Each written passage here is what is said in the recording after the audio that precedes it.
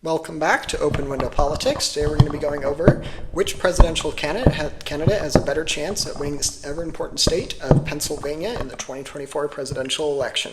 So right now we're looking at the 538 poll aggregator that brings together a bunch of different polls and kind of gives us an average of who's ahead in the state. So in the latest has Trump up by 3 and then 2. It's not looking too good for Republicans on the Senate level, though. On the Senate level, Bob Casey, the incumbent senator, is up by about 6 in the latest poll, and that trend kind of continues. We see Trump up by 1 or 2, and then go to up here on the Senate level, Casey up by 6, and then this is for a House race, but we see those results. But right now, things are looking pretty good for the Trump campaign. I do think that I don't think it's going to be a 3-point margin. I think it's going to be within a couple, 10 or 30,000 votes or so. It's going to be close, possibly even closer than it was in 2020. We got 2020 election results pulled up right here for the state of Pennsylvania. So in 2020, Biden was able to win 50% of the vote to Trump's 48.8. He got 1.2% more of the vote, so it was certainly close, but I do think that it could narrow down even more.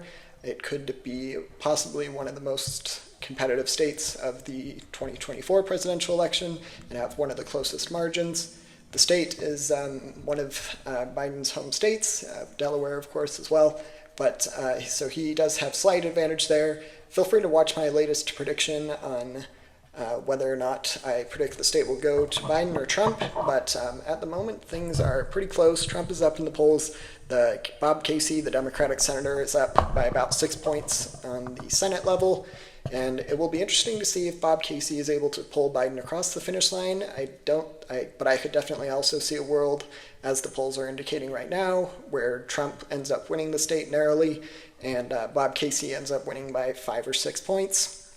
He's a very well-liked senator, and there are probably some Trump-Casey voters, probably not too many, but enough of them to sway the electorate to have the election go for the Senate on the Senate level for the Democratic campaign, and on the presidential for the Republican side.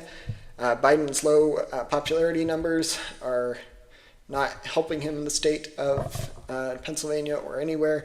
He's down to about 38.1%. The latest polls have him at about 36%. We get down to like 33% even. So things are not looking too good for Biden. It'll be interesting to see if the debate has an impact on this. I'm recording this before the first presidential debate, so we'll see if that has any impact on things. But right now, things are not looking too good for Biden's popularity numbers. And as we can see, we'll compare them to, so he's about tied with what Trump was at in this point of the presidency.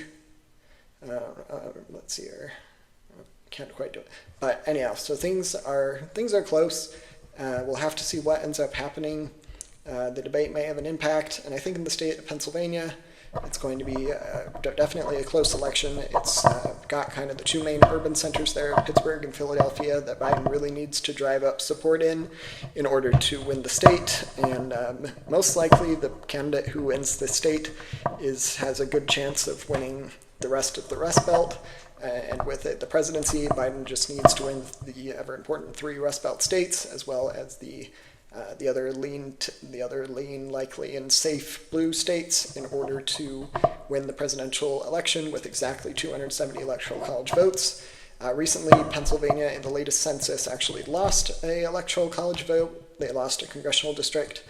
So it is now slightly less important than it was in 2020, but it's still definitely one of the bigger swing states, and could definitely be the state that decides the presidential victor in the 2024 presidential election.